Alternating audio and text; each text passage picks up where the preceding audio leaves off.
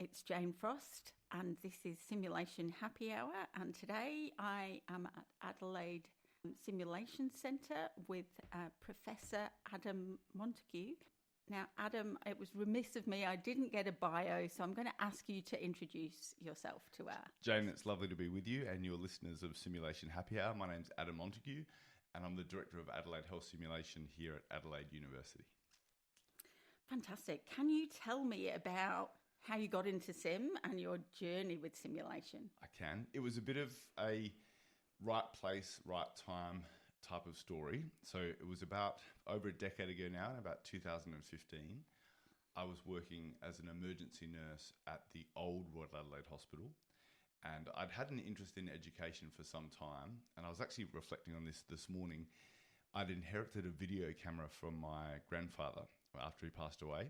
And I was making education videos in our emergency department. And also I made an orientation video. So I always had an interest in education. And I was an acting nurse educator for about a year. And I didn't get the job when I went for it formally. Somebody else got the job. And I think they felt a little bit sorry for me. And they came to me and they said, look, the university, the medical school specifically, is looking for a nurse to be what I know now to be called an embedded participant in a deteriorating patient course they were running. So the University of Adelaide at the time had just established a 4-bed simulation centre in the basement of one of their buildings. So it was a very small centre, just a few staff, and I was going there every Thursday as a casual nurse to help them teach medical students how to manage undifferentiated deteriorating patients. And that was run by a couple of doctors who were working out of the acute medical unit who had an interest in simulation. And that's where I first was exposed to the modality. And I just couldn't believe how much the students learnt from the morning to the afternoon and how impactful it was. And I just kind of fell in love with it at that point. And so that was the beginning. That was the moment. And then fast forwarding, I guess the very short answer is I then shifted away from clinical nursing more into education, and the university offered me a full-time position in simulation.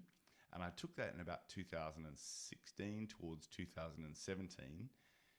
And this is where the right place, right time comes. The hospital was closing.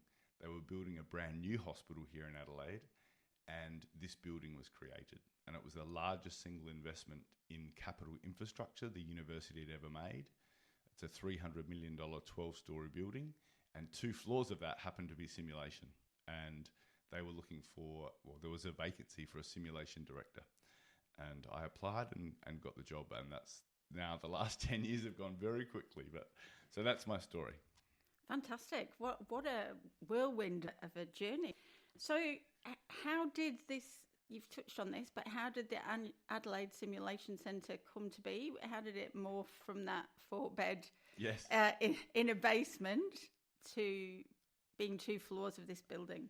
I don't think that is not a me situation, and I really want to give credit to a few people who had a vision, I imagine, well before 2015 to create what was created here. And I think there was 2 people, Dr. Simon Patton, who was working in Australia at the time, who was the director of the small former centre that I told you about, and also Emeritus Professor Alastair Burt was the faculty executive dean at the time of the Faculty of Health and Medical Sciences. And when this building was being established, I think the motivation for creating Adelaide Health Simulation with 24 single rooms was the fact that they had the vision to bring all OSCE assessment for medicine and nursing into one place. But there was more than just infrastructure. They also wanted to create a team of people who worked in that centre full-time who became expert at that function. So it wasn't just about building a building, it was building a team of people around it to make it happen. So the motivation on reflection, now that I look at it, given the design, was assessment, clinical assessment using OSCEs. And secondary to that, my team and I have been able to build it into, I think, quite an exceptional simulation facility as well.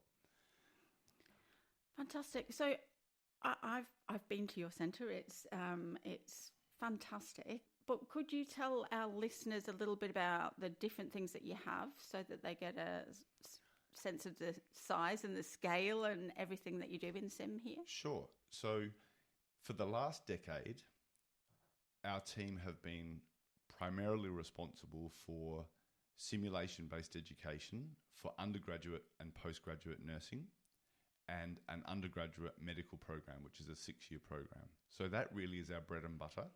And the percentages there loosely is it was about 60% medicine, 40% nursing teaching. And to give you an idea of scale, in our last couple of annual reports, we run several thousand individual learning sessions a year.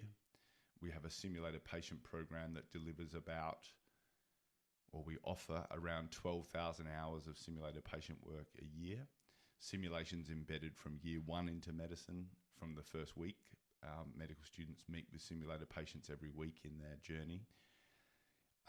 But I think this is a really important, I guess my business mind, if you like, looks at the investment that was made in the people and the infrastructure here.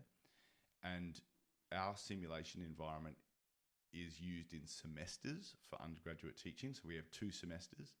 And let's imagine they run for about 12 weeks each semester. That's 24 weeks, plus you've got assessment time. That still leaves several weeks in an academic year that the centre's not utilised. So what we've done is we've established a core business function that is undergraduate teaching, but also looking for external opportunities to get return of investment on the infrastructure and the people, but to contribute to education more broadly. So that means that we have worked with specialty colleges, we've worked with places like ARPRA, Defence Force, and other stakeholders to provide clinical assessment or education using simulation and generate income. And then that income is used to then, reinvest into what we do to give opportunities for our students and to build our staffing profile and buy equipment and those sort of things. Great. So why is a sim centre important? That's a good question. So I think my mind first goes to patient safety, particularly in an undergraduate program. I think that in this day and age, with the overwhelming evidence that we have, you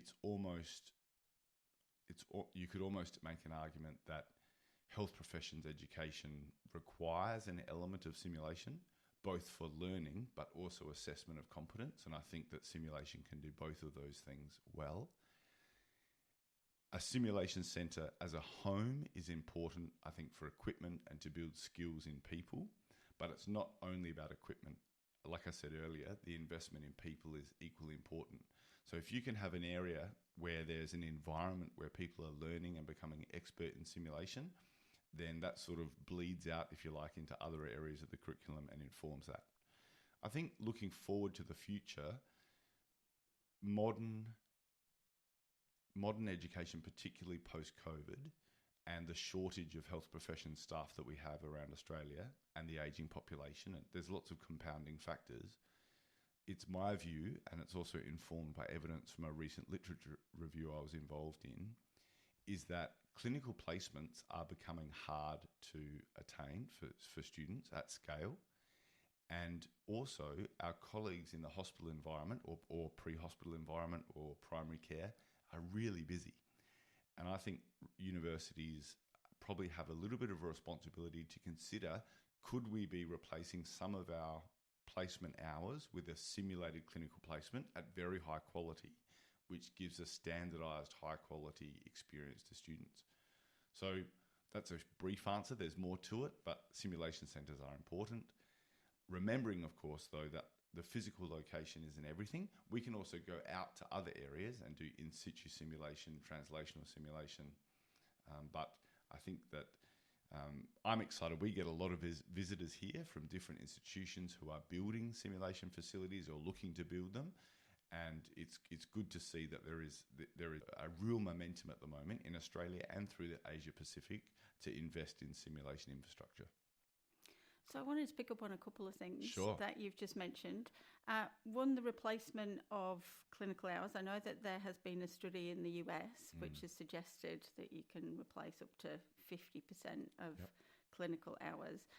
That's not happening in Australia. Do you think that that is going to be something that's going to happen, or do you think that could happen? So for your listeners, we've just done, like I said, a very comprehensive literature review looking at this, and I'd encourage your listeners to have a look at that. It's going to be on our LinkedIn at Adelaide Health Simulation imminently, I imagine by the time this podcast is published. And it looked at, from memory, it's over 130 studies from around the world. It showed that nursing is leading the way in this. They have published the most on simulated clinical placements. But what it showed is there is an evidence gap, and the paper illuminates where that area is. And the gap is in defining what a simulated clinical placement is. I think we know the motivations for why people are having it. What worries me in Australia, and this is a personal opinion, this is not an evidence-based opinion, is that even simulation between institutions is delivered at a different quality. Yeah. So I think that the regulatory bodies would be really wise to say, yes, we could replace clinical placement with simulation. I think that's a smart move, but it must be done to a standard. And I think that's where accreditation comes in. Because if it's done poorly, it's perhaps not safe for the community. But at the same time, simulated genuine clinical placements give meet variable learning outcomes, and I think universities can provide a very safe environment with very targeted learning outcomes if the clinical placement is simulated. I don't like the word replaced. I think it's augmented, and it's a shared partnership between didactic teaching and theoretical teaching, practical and experiential learning and simulation, and then genuine work-integrated learning in clinical environments. And I think that sort of triangle is the sweet spot. Because we only have 800 hours, so replacing that may be controversial, but I like the fact that you're saying that it could augment the placements, because personally I think that we should be better preparing our students so when they do go out for those 800 hours, because in the UK it's over 2,000 hours of placement that they have, that they're better prepared and they're safe, so they get the most out of those hours. That's right. I don't think I'm expert enough on this particular topic to give a definitive answer, but what I would say is I believe that when a student goes to a clinical placement, you really don't know the quality of supervision they're going to get, what patient mix they're going to have, what opportunities they're going to have to apply their knowledge. And I think it's critically important that they have that experience and build their professional identity. But I do think simulation offers something quite remarkable if it's done to a high quality, and that is we can allow students to perhaps work to the very end of their scope of practice, experience new things that they may not be able to see in the hospital environment. I suspect it's also probably less expensive in some areas to be able to do that at scale. And there are a lot of modalities we can use to do this. So it's an interest. Please, if you're listening, go and have a read of that literature review. It raises more questions than answers, but I think that's important. But I think this is going to be a hot topic over the next decade for all of us. Absolutely. We'll put a link on the Simulation Happy Hour website. Thank you very much. The other thing that I wanted to pick up on was the training of staff. So if we're going to have these high quality simulation, and you also alluded to the fact that having a sim centre enabled you to really train staff. Mm-hmm. How do you go about that, and how do you do your training of staff? So professional development for simulation staff is it's quite ad hoc, really, isn't it? There are formal pathways, but it is an ad hoc pathway. So I had a meeting yesterday actually with one of our new simulation fellows. We employ 2 simulation fellows every year to do a fellowship, and she's currently pre-fellowship with the College of Emergency Medicine. And there is such a defined, structured pathway to competence and then to fellowship. And we reflected on the fact that for a simulation educator, there are courses that you can do, postgraduate courses, debriefing courses and other things. But it's much harder to be able to say, I am a qualified expert simulation educator. This is another space that I think in Australia particularly we need to focus on. And again, I think will be another hot topic for listeners to keep an eye on over the next decade. So when I took over as director of Adelaide Health Simulation a decade ago, I really didn't know what the standards were that we were aiming for.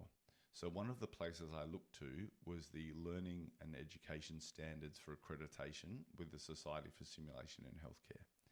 And it wasn't necessarily that we were looking to be accredited at that time, but it was a guiding document to say when we're embedding governance and infrastructure, this is some standards that we can move towards. Now, I think the Asia Pacific, Australia and our neighbours, have a different approach to education and a different approach to medicine. And I would love to see standards and bodies that help us provide standards and guidelines and certification for educators in Australia. So I know that was a long way around that. The professional development we do here is in-house. We have a visiting scholars program, so every year we bring people in. We've, in 2002, established a research program, and that means that we're doing weekly journal clubs, we're looking at the evidence, we're generating evidence. We're currently writing a debriefing course for our casual staff and people that come in externally to teach, because it's not always simulation educators. We need a lot of subject matter experts. But I'll be honest with you, and again, I reflect on the conversation I had with our fellow just recently. She'd taken a deep dive into debriefing methodology and pre-briefing and debriefing, and she felt a little bit lost as to what she was going to apply.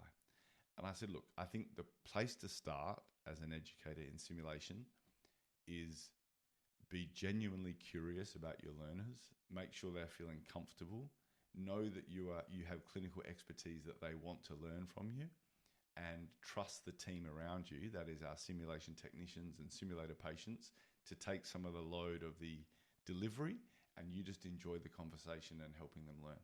And I think if you start with that and then look to the evidence a little bit later, you don't become overwhelmed with what should I be saying, what questions should I be asking, what format should I use. I think we set people up for failure sometimes. So I think it's about relaxing and just,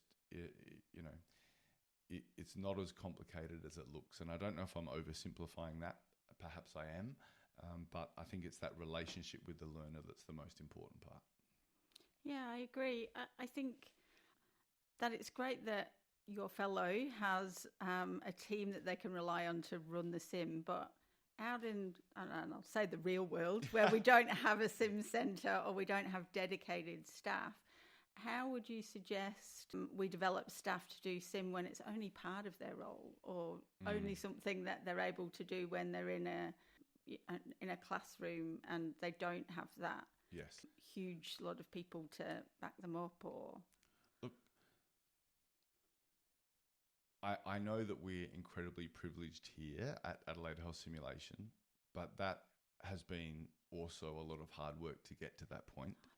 When we first started, we made decisions and sometimes we had luck by accident. So I'll give you an example. Michael Gilmore, who is now our senior simulation technician, and he's now a certified healthcare simulation operations specialist, and he's incredibly talented with IT, etc. His first role with us at 19 years old, now also a decade ago, was as a simulator patient. Now, we couldn't afford to have a simulator patient and a full-time technician, so we offered him a hybrid role where half the time he was working as a sim tech and half the time he was working as a simulator patient. And that's actually continued on through our journey.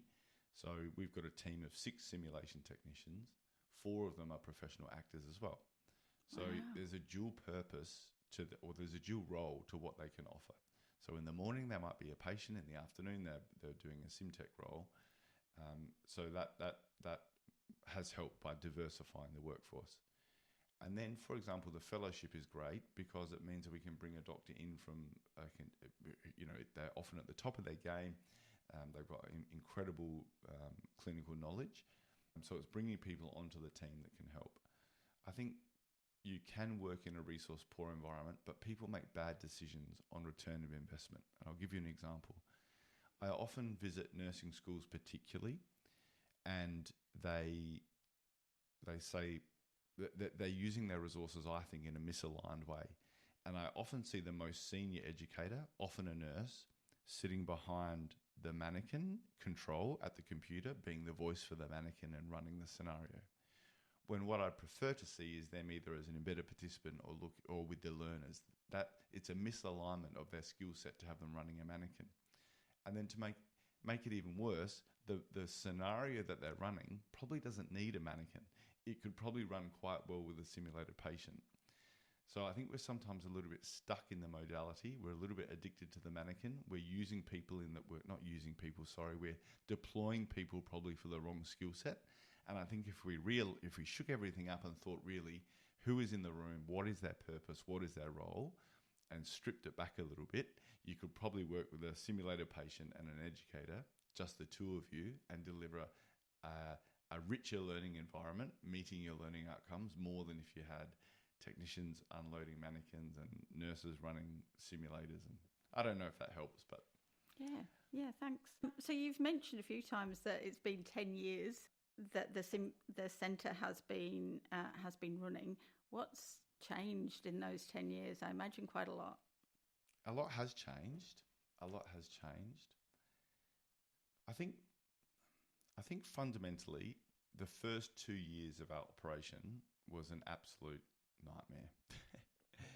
And it was a nightmare because we were afforded, all of this technology. We had a huge installation of what was Beeline then is now SIM capture. We had new mannequins coming in, new technologies, and a bespoke AV system. And our team just wasn't ready for that rapid change in growth and change of processes. And to be honest with your audience, we were failing regularly. So we weren't delivering what we was designed to deliver because there was a huge skills gap between operating that equipment, and there was an assumption by the university that the IT department would be managing all of this. But if you're in the middle of a high-stakes exam and you ring the level 1 help desk and they say, "I'm sorry, what service? We should be able to have that fixed next week." They don't understand that you've got 36 examiners and 100 students that day to get through. But I reflect on that, and it was because of those failures that our team had to take a really deep dive into what the problems were and fix them, we got a culture of sort of examining problems, working together to solve them, having the reward of success when we could overcome problems. And it sort of set up a culture of we can do anything if we do it well together, and we communicate and we bring in the right people for advice. We're assertive as well. If you said you were going to deliver this product that works, then we need you to come back and help partner with us until it does, and design processes. And that slowly built trust with our nursing school and our medical school. And then the biggest growth over the last 10 years is we now have about 200 people that report through to Adelaide Health Simulation. So we've got our core team, of course, but then we had 35 nursing educators, casual nursing educators, which we spend a lot of time providing professional development for. We've got casual medical educators. We've got a team of about 80 simulated patients. We've got our administrative staff. So it's just this big group of people. So that's been one change. I think the most significant shift in our place in the academic world of simulation was in 2022 when we recruited Associate Professor Ellen Davies to open our research program. And I think that shifted us from a learning and teaching focused organisation to one that values scholarly output and research. And we now have a very active HDR program. We've got about 5 PhD candidates here researching topics specific to simulation-based education. And that's changed, I think, our external engagement with other audiences around the Asia Pacific particularly. And it's something that I'm really excited about and very proud of.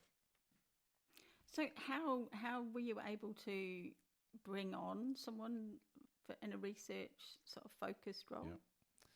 So I turned to the SSH accreditation standards and realised that we were coming up for our 4-yearly review of that. And I benchmarked us against what I believe to be some of the leading simulation centres in the world. And our mission and vision statement says that we want to be equal to any of the, and I know that's aspirational, but then you have to look at, well, what are the gaps? And earlier on in the conversation, Jane, I talked about the fact that we've got our core business, but then we've got revenue generating business outside of that. So I made the decision as the director of where are we going to reinvest those funds to have the greatest impact. And it wasn't, your question was, how do we bring on a researcher? We did bring on Ellie as the research program lead, but the return on investment in that has been enormous because now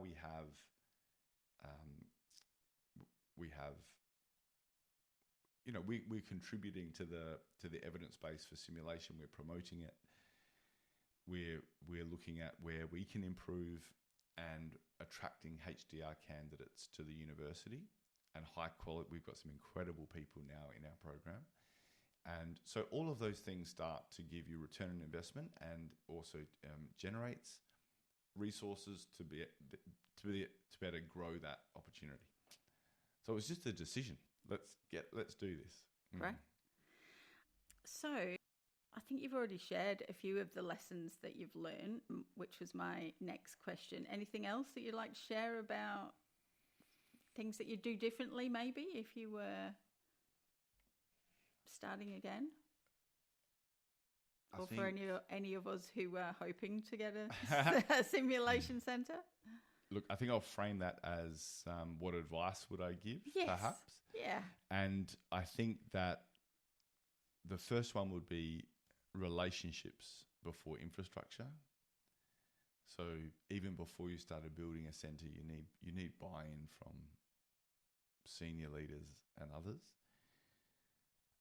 Attracting the right people to your team, and when you find them, doing everything you can to keep them challenged and engaged and ensure that they're respected and valued. And I'm really passionate about that. I think for leaders like yourself, you agree with this, I would imagine, is don't underestimate the administrative and political load of being a leader in simulation at this level. Stakeholder management is really important. It's as important as education, and it takes a lot of time. And the final one, I think, is to advocate that simulation really isn't becoming a nice to have, it's becoming essential, both in the regulatory frameworks, in the ethical standards that we have, in learner expectations. So I think that we have a role to advocate for that a little bit more aggressively than we have in the past. I think we always go with our hat in our hand begging, and I'm just a little bit tired of that approach, hearing that from other people. And I think it's time that we, I don't know how to make it happen, but I think if we keep pushing and showing success and publishing why it is what we do and what impact it's having, it will become easier for people after us to establish centres like this one. So my next question is about, what do you think, and you have touched on this a little bit, I think, but what's your most valuable simulation item or modality? What's your guess? What do you think I'm going to say? Well, I thought you were going to say simulated patients. Yeah, 100%. I don't think there's any secret. That is my favourite modality. My dream, and I'm kind of working this in the background, but if any of the listeners either want to do it with us or have one already, my dream is to have just a simple A4 page or a little app on the phone that helps simulation educators choose what might be the best modality for a simulation. And I think that'd be great, because I believe probably most scenarios, particularly in nursing, physiotherapy, allied health, most scenarios could probably be designed and optimized for a simulated patient. And our students are going to be dealing with human beings. So why not have a human being in the room as a starting point? And if they happen to have a cardiac arrest, or they happen to need intubation, or they happen to need whatever it is a mannequin can provide, sure, use a mannequin. But if you look at the average price of a mannequin in Australia these days, let's pick $100,000. If you divide $100,000 by, let's say, $40 an hour or $50 an hour for a simulated patient, that's a fairly cracking simulation SP program you could have for the cost of a mannequin. And I think that the scenarios just lift. So yes, my favourite modality, I don't want to talk to them like they're an object, but the people that we engage as simulated patients is my favourite modality. But I've got two other ones to add on to the back of that. At the moment, I'm really enjoying learning about and teaching others about VEMS, that's visually enhanced mental simulation. And I know we touched on that the other day. And I've bought a few kits from Simulation Simplified, who Dr. Eve Purdy is a great resource for us in learning about that. And the reason I love that is I've used it, for example, in the Philippines and other resource poor areas with great success. And I think it just lowers the tone of simulation and it makes it very accessible. So that's number two. And number three, my favourite product at the moment is an academic EMR. We're using Sim EPR from Mediquip, but we made a decision to try and make a paperless experience for our students. That's what they're seeing in their clinical environment in South Australia anyway. So that's my current favourite product. Great, thank you. No worries. So my final question is, what do you want people to know about simulation? Oh, that's a big one. Look, I think you and I had a discussion on this the other day, and I hope I'll try and make this as quick as I can. I think before I talked about our fellow being a little bit confused about the literature and so on, the more that I'm engaging with simulation educators when I visit centres or they come to visit us, I'm realising that terminology like pre-brief, simulation, debrief is being confused, I think, and applied sometimes incorrectly. And that's people are giving it a go, which I think is great, but I think we need to take a step back. And I'll give you the example I gave you the other day was, if we were running a school to teach pilots how to fly, on day one of their program, we wouldn't put them in a $300 million flight simulator and ask them to land a jumbo jet into Hong Kong airport, because they just couldn't do that. What we need to do first, and particularly for undergraduate education, is we're using the tools of simulation, but really what we're doing is we're simply doing skills teaching. And skills teaching has a very different set of educational tools where we're providing education and we're providing probably immediate feedback for the purpose of teaching a skill. But what I'm seeing a lot is that terms like pre-brief and scenario and debrief are being overlaid to that basic clinical skills teaching, and I think it's probably confusing learners and educators. So I would just encourage people to separate the two. We need to teach the pilot how to use the joystick, how to read the instruments, how to put the wheels up, teach them all those things individually first and give them feedback and opportunities to learn that. And then as they mature a little bit of learners, then start providing immersive simulation scenarios where we are doing the pre-brief and they're having to draw on lots of skills at once, synthesize information, build relationships with team members and have interprofessional opportunities, and then have a formal structured debrief learning conversation at the end. They're two different things. That's probably one of my bugbears at the moment that I'd like to share on your forum. Thank you. Okay, so we always finish our podcast with this question. So if you could be anywhere in the world, where would you be and what would you be drinking? Okay, well, I think I'd like to be with you, Jane, because I always enjoy having a drink when you're in Adelaide. It's only 8:30 in the morning here, listeners, so we're not sitting. We're sitting here with coffee, not a wine. But I thought about this. I think I'm going to see Sam this year in Lyon in June, and I'd like to be there right now with a nice glass of French wine or champagne and reconnecting with our simulation colleagues from around the world, and I'm very much looking forward to that. Sounds perfect. Thank you so much. Thank you for having me. Thanks. Bye.